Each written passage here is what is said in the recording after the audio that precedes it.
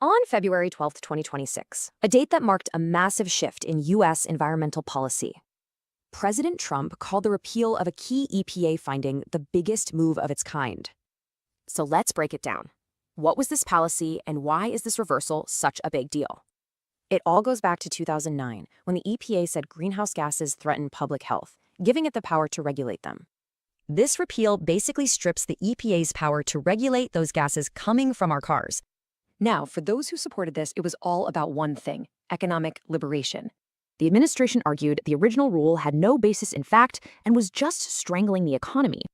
And it wasn't just about economics. Some commentators satirized past policies, calling them a kind of secular religion.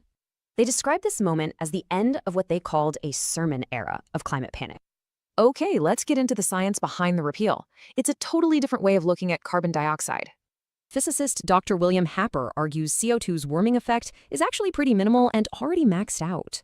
He uses this red barn analogy, saying a second coat of paint doesn't really make the barn any redder. And his numbers suggest that even doubling CO2 only cuts radiation escaping to space by about 1%. So far from being a pollutant, he claims CO2 is vital for life and is actually helping to green the planet. But, of course, there's another side to this. Opponents called it a dark day, a flat-out rejection of science. Right away, public health groups slammed the decision, and they vowed to fight it in court. Environmental groups said it abandons the EPA's core mission to keep Americans safe. Their argument? This move ignores decades of research and puts health at risk just to help corporate polluters. So what you've really got here is this massive clash over the science and what our priorities should be. You've got two totally different views. One side sees economic liberation, the other sees a public health crisis. It leaves us all with a pretty tough question. When the science is this contested, how do we possibly move forward?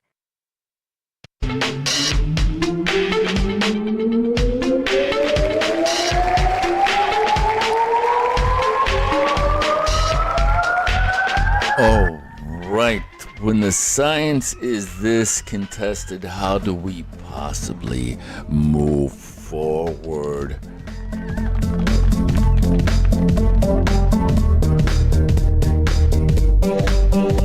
That is the question. So, we're going to talk about AI and its woke as a joke propensity. And that video you just saw, we're going to talk about it a little bit more later. But that video you just saw was a product of me wrestling with AI to get it into the state that I wanted to get it, because I didn't want to create a unbiased I didn't want it to create an unbiased report. I wanted to have my own personal bias, and my own personal bias is basically, I don't get that whenever you say, hey, listen, you know what? There's tons of evidence that this global warming, climate change, climate apocalypse is just a bunch of propaganda, like thalidomide and the cigarettes that were supposed to be good for you, and the, fat and butter and eggs was supposed to be bad for you. Remember all that ridiculousness? Remember that? And so when you say to anybody, for the last 10 years, when you say to anybody, global warming is a bunch of crap, right? You get this. Why? Why? How come you never get, really? Wow, wouldn't that be a great load off of my shoulders? The world isn't going to end. I don't have to wash my garbage like an idiot, and I don't have to organize my garbage like some sort of woke cult from the planet insane. You never get that. You always get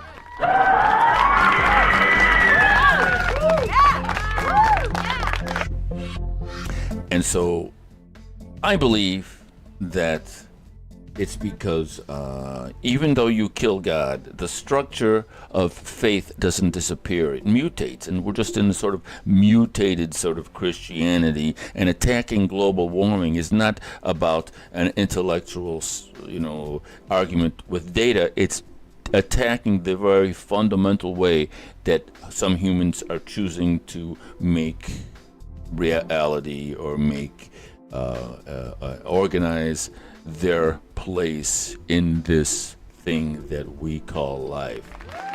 Anyways, that's a completely another broadcast. So, from very early on, right, I have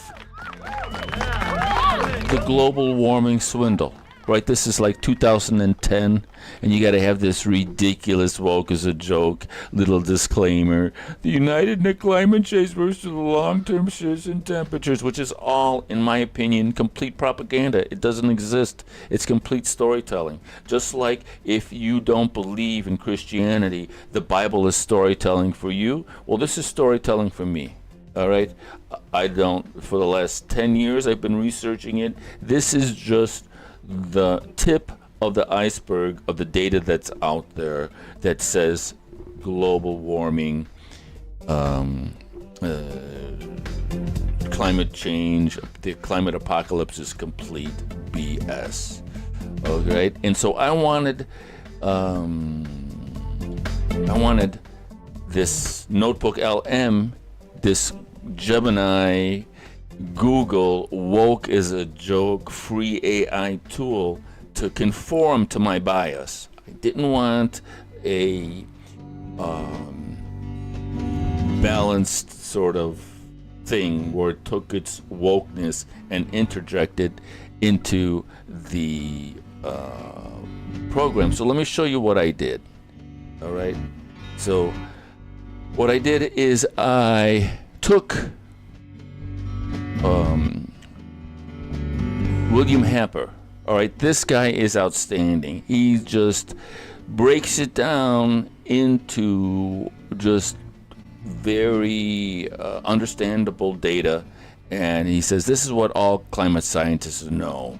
But if they want to get funding, they have to spew the climate apocalypse narrative. But these are the facts. All climate scientists know the facts. They know that these models are rigged. And this is like an hour and a half presentation. So I loaded that hour and a half presentation, which is right here. I loaded that into Notebook LM. Then I loaded this article, right? And so it said it's behind a paywall.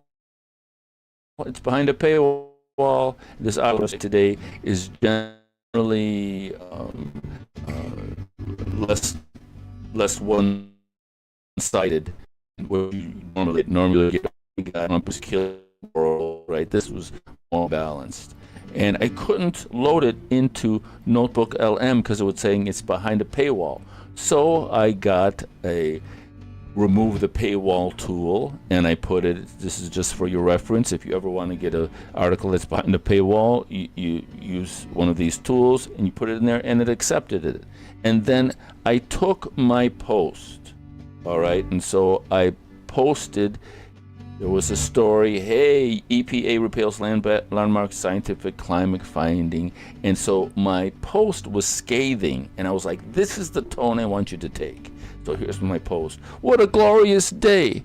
The great climate apocalypse has officially been downgraded to a clerical error. Decades of doomsday charts, decorative art. All those 12 years left countdowns, expired coupons. We were once told that 0.004% of the atmosphere was the villain. 4 molecules out of 10,000. The ultimate Bond supervillain. Slightly elevated trace gas. Humanity occupies 1% of the planet. Okay, think about that. You've got the oceans, you've got the mountains, you've got rivers, you've got deserts, you've got jungles. So, and you've got oceans, right? I don't know if I just said that, but so 75% of the world is water. And then you have humanity, and humanity only occupies 1% of the planet's surface, and only 20% of that 1% was industrialized over the last 150 years.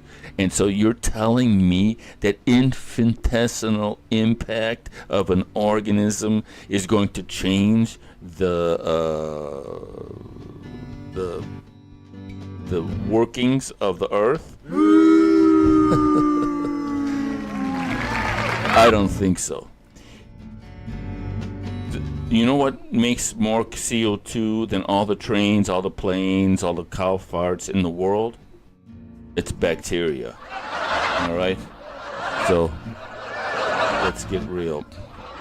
Anyways, so humanity occupies 1% slice of the planet.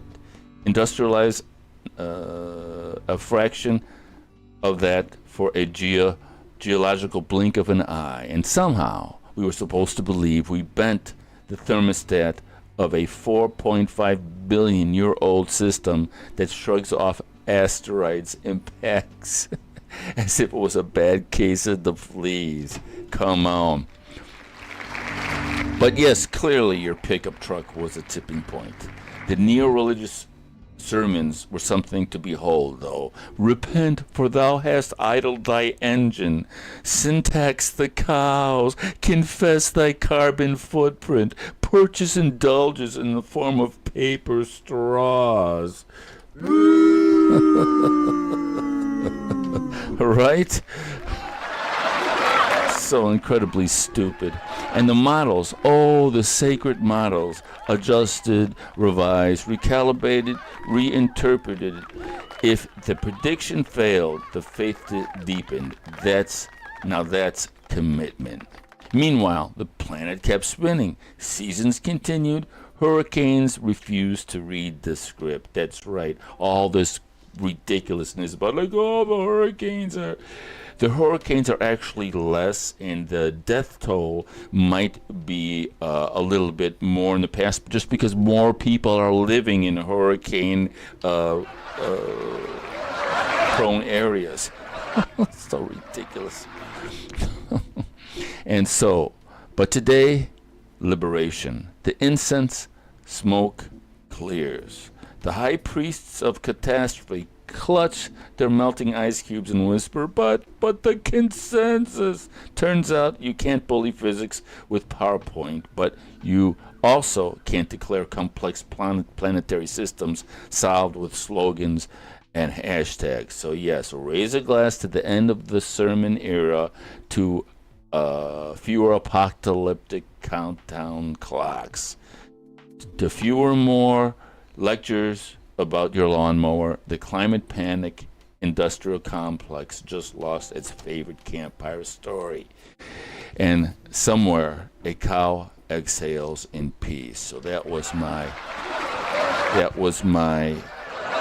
post on LinkedIn that I took, and because Gemini can't scrape LinkedIn, right?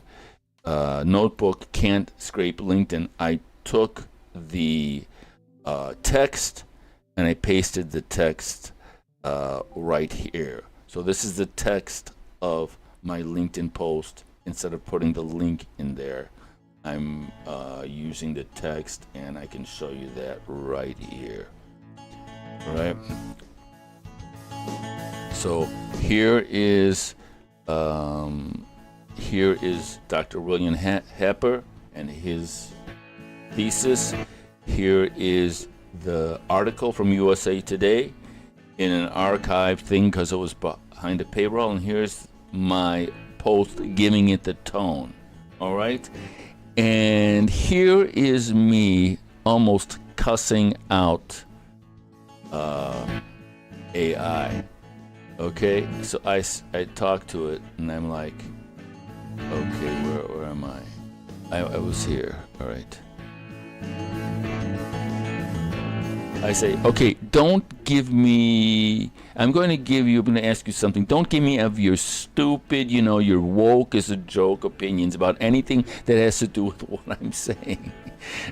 I don't care about if you think something is this or that, you need to you need to protect me from our safety or some ridiculous woke as a joke BS. I'm going to talk about some hot button issues, and I want you just to answer. I don't know any of your freaking opinions, all right? I'm not in the mood. Do you understand? So this is how I talk to AI, right? And I always, whenever I'm just projectile vomiting thoughts, I always say, do you understand? It's super important. That's the 3 words that you need to include in any AI conversation is, do you understand? And then it comes up with, I hear you loud and clear. You want direct answers on sensitive topics without the commentary, lectures, or safety cushionings. I can do that. I'll stick to the facts, data, and the core of what issues you bring up. And so my point here is within the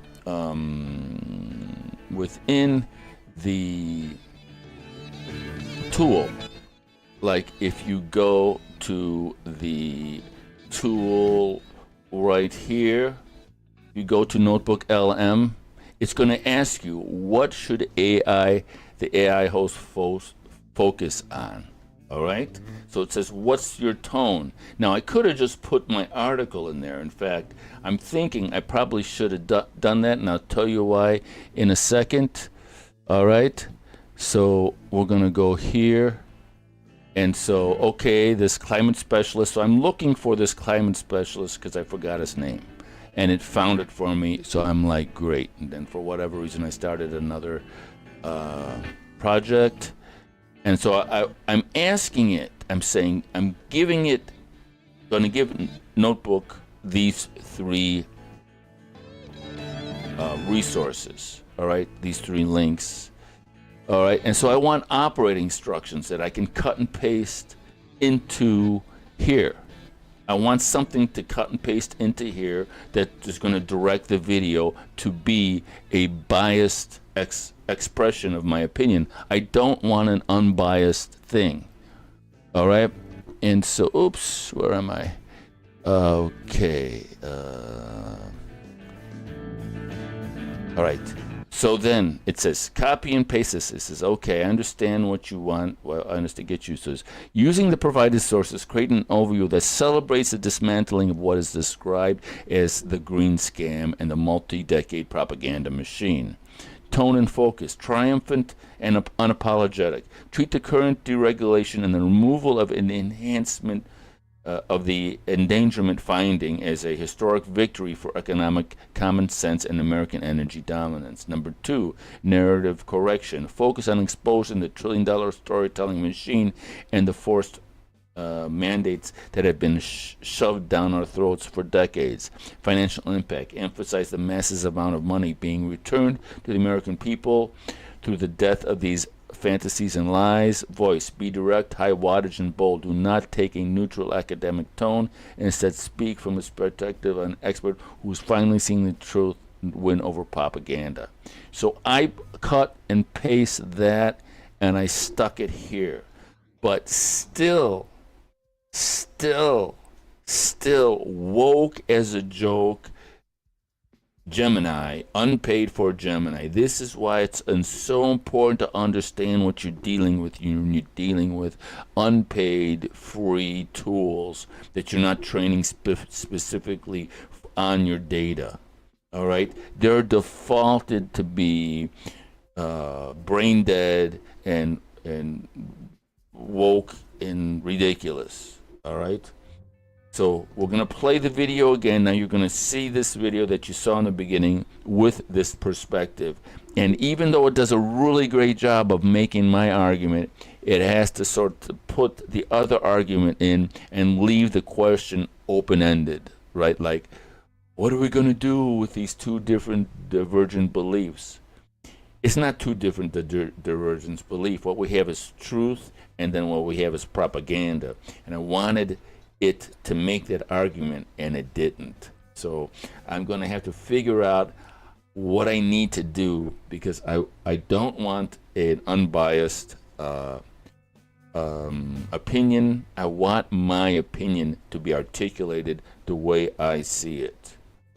All right? And so we're going to play this again. And I'm going to... the sound's going to go off automatically. So we're going to play this again. And so just watch this now with this from this perspective. All right, here we go. On February 12, 2026, a date that marked a massive shift in U.S. environmental policy, President Trump called the repeal of a key EPA finding the biggest move of its kind. So let's break it down. What was this policy, and why is this reversal such a big deal? It all goes back to 2009, when the EPA said greenhouse gases threaten public health, giving it the power to regulate them. This repeal basically strips the EPA's power to regulate those gases coming from our cars. Now, for those who supported this, it was all about one thing: economic liberation. The administration argued the original rule had no basis in fact and was just strangling the economy.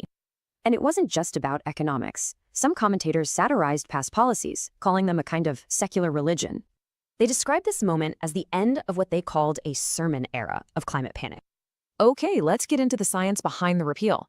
It's a totally different way of looking at carbon dioxide. Physicist Dr. William Happer argues CO2's warming effect is actually pretty minimal and already maxed out. He uses this red barn analogy, saying a second coat of paint doesn't really make the barn any redder. And his numbers suggest that even doubling CO2 only cuts radiation escaping to space by about 1%. So far from being a pollutant, he claims CO2 is vital for life and is actually helping to green the planet. But, of course, there's another side to this. Opponents called it a dark day, a flat-out rejection of science. Right away, public health groups slammed the decision, and they vowed to fight it in court. Environmental groups said it abandons the EPA's core mission to keep Americans safe. Their argument? This move ignores decades of research and puts health at risk just to help corporate polluters. So what you've really got here is this massive clash over the science and what our priorities should be. You've got two totally different views. One side sees economic liberation, the other sees a public health crisis. It leaves us all with a pretty tough question. When the science is this contested, how do we possibly move forward? All right. So, this guy, William Happer, what he says, the scientist says that we were at a CO2 deficit, that as soon as the Earth began to create shellfish, that these shellfish began to suck the calcium carbonate is a product of calcium and the CO2 that it's removing from the atmosphere. He says the white cliffs of Dover are testament to the volume of he's calling the White Cliffs of Dover this great intensive carbon sink that is just a small snapshot of what's happening all over the world. That we were at a carbon deficit, and if we didn't have the Industrial Revolution to kickstart the CO2 engine again, that little bump created an effect where the Earth just started naturally becoming more greener, and as it became more greener, it fed off of life. Feeds off of life. There was a feedback loop of life as opposed to a feedback loop of death because of the small increase in CO2. So this scientist is saying that we need to burn more stuff. We need to drive more cars. The factories need to be pumping out more CO2, right? And that's what we get from all of these years of programming. We need to burn more stuff, more fireplaces, more fire, more carbon dioxide. Carbon dioxide is good, just like lard is good as opposed to oil. More carbon dioxide is better than less carbon dioxide. More cars emitting carbon dioxide is better than less cars emitting carbon dioxide, because CO2 is the gas of life. That is the opinion of Dr. William Happer and many, many thousands and thousands of other scientists who have come out from under the climate apocalypse narrative. And so instead of saying, wow, wouldn't that be great? Wouldn't that be fantastic if we didn't have to worry about this climate apocalypse, that it was all just propaganda, just like thalidomide, just like seed oils, just like the food pyramid, just like you're not supposed to eat fat, you're not supposed to eat eggs. Remember all that crap, right? And like today, men can be women just because they decide to be women. All that ridiculousness. Right? What if it's all something that we don't need to worry about? And so that's what I wanted this video to say, to have that attitude, not make it an open-end question, but to say that this is just basically another type of cult, another type of religious cult that, you know, needs to just disappear, and then we can go on with our lives. We don't need to organize garbage. We don't need to limit our CO2 production. We need to increase it.